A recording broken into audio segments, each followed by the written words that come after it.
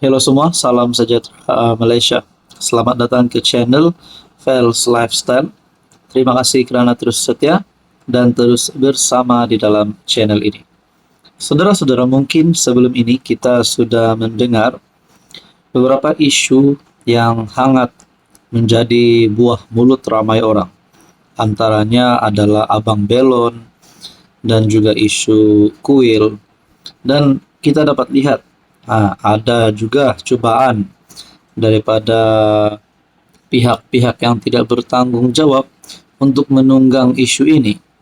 Nah, saudara-saudara, tuan-tuan dan puan-puan, akhirnya ini respon Perdana Menteri. Inilah yang paling kita nantikan. Menurut Anwar Ibrahim, Perdana Menteri selar pihak tunggang isu kuil peniaga belon. Dalam artikel yang lain berkata, jangan terheret sensasi media sosial, perbesar hal kecil, kata PM. Perdana Menteri Anwar Ibrahim mengingatkan semua pihak, termasuk penjawat awam, untuk mengatasi setiap isu di negara ini dengan baik, supaya ia tidak dieksploitasi pihak tidak bertanggung jawab. PM turut mengesyorkan agar setiap ruang berhubung isu yang berlaku diatasi sebaiknya, manakala isu yang dimainkan di media sosial tidak disensasikan untuk kepentingan sendiri. Kita kadangkala terlalu diheret dalam isu, terutama media sosial atau media, kerana mereka suka sensasi. Jadi, hal-hal yang kecil boleh kita tangani dengan baik, dijadikan besar, seolah-olah perang akan berlaku.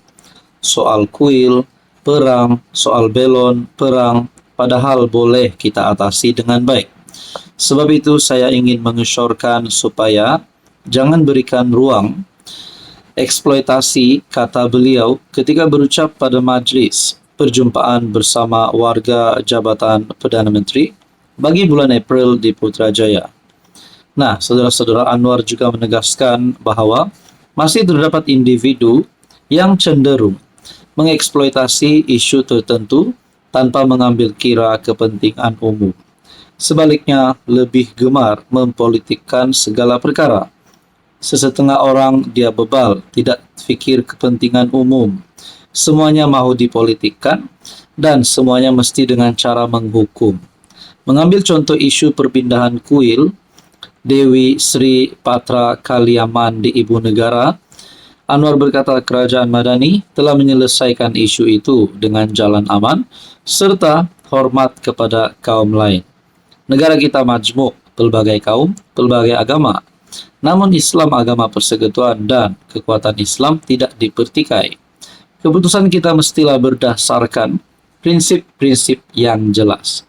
Nah, saudara-saudara, dalam pada itu Anwar turut mengingatkan semua kementerian dan jabatan kerajaan supaya sentiasa berwaspada terhadap isu integriti termasuk ketirisan, rasuah dan salah guna kuasa.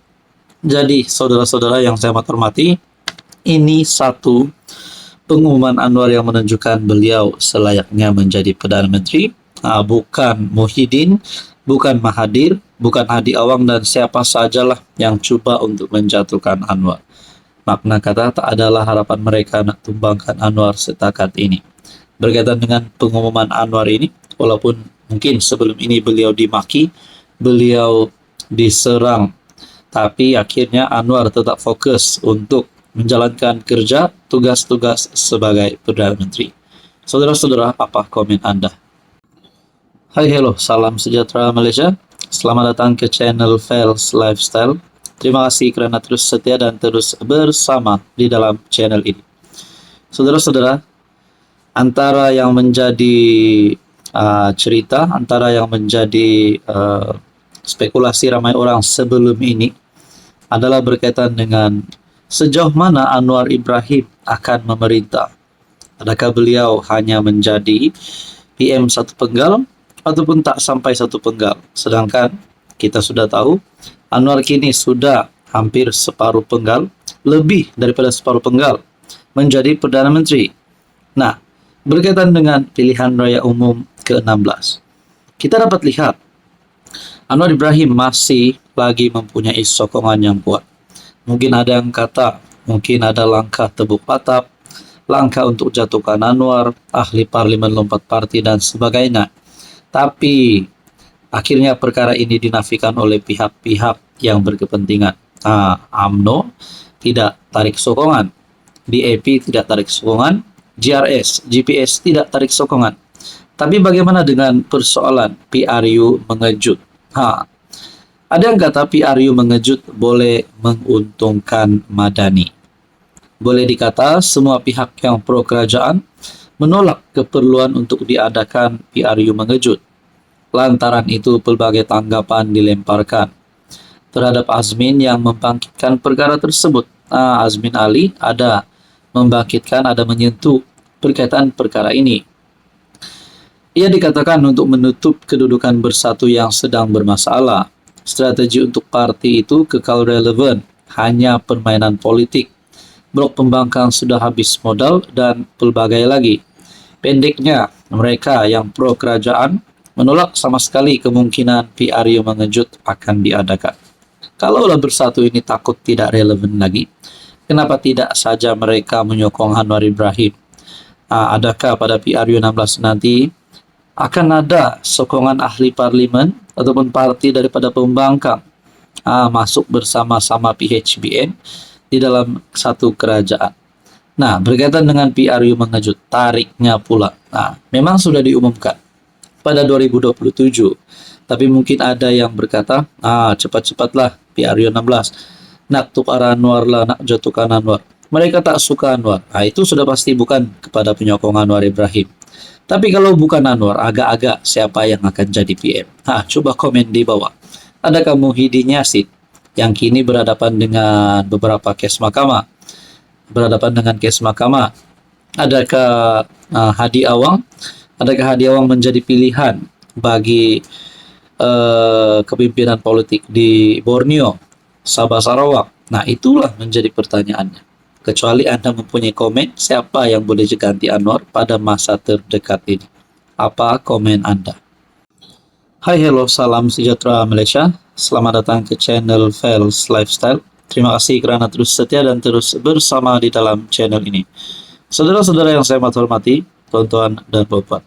Antara yang menjadi perhatian netizen di seluruh Malaysia tidak lain dan tidak bukan berkaitan dengan berita rasuah, berita penemuan uang bertimbun.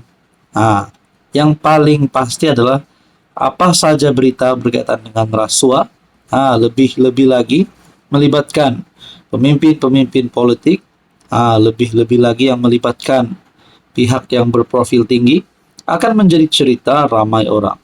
Tapi pada akhirnya, setelah beberapa penemuan, setelah beberapa pemimpin berprofil tinggi yang disebut yang terlibat dengan rasuah, ada satu lagi penemuan yang pasti mengejutkan, bukan saja kepada Anwar, bukan saja kepada kerajaan, tetapi seluruh kepimpinan politik di seluruh Malaysia.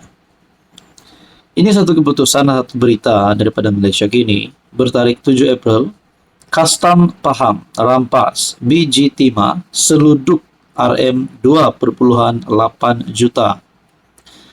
Jabatan Kastam Diraja Malaysia JKDM Pahang berjaya mematahkan aktiviti penyeludupan biji timah dianggarkan bernilai lebih RM2.8 juta hasil serbuan di sebuah jeti haram di Rompin pada 11 Mac lalu. Pengarah JKDM Pahang Muhammad Asri Seman berkata, serbuan itu dilakukan pegawai dan anggota bahagian penguatkuasaan sekitar jam 2 pagi selepas mendapat maklumat awam dan intipan. Ketika serbuan dilakukan, terdapat 5 suspek lelaki sedang memunggah biji timah yang diisi dalam guni berwarna putih dari kapal dan lori. Pemeriksaan lanjut dijalankan, membawa kepada penemuan dan rampasan 600 guni dengan setiap satu mengandungi 50 kg biji timah Jumlah rampasan keseluruhan biji timah adalah sebanyak 30.000 kg dengan nilai RM 2,8 juta. Katanya dalam sidang media di pejabat JKDM Pahang dekat Kuantan. Muhammad Asri memaklumkan 5 suspek ditahan melalui serbuan itu dan mereka sudah dihadapkan ke mahkamah Magistrate Rompin pada 21 Mac lalu. Nah, itulah ada saja serbuan, ada saja tangkapan berlaku. Ini pasti mengejutkan ramai kepimpinan politik di Malaysia. Tonton Bapak yang saya hormati, adakah selepas ini ada lagi banyak isu, ada lagi banyak serbuan dilakukan, mungkin melibatkan pemimpin berprofil tinggi ataupun mana-mana pihak yang tidak bertanggung jawab. Apapun kita harap semuanya akan clear dan semua akan dapat ditangani, dapat diselesaikan dengan baik oleh pihak yang berkuasa. Saudara-saudara, apa komen Anda?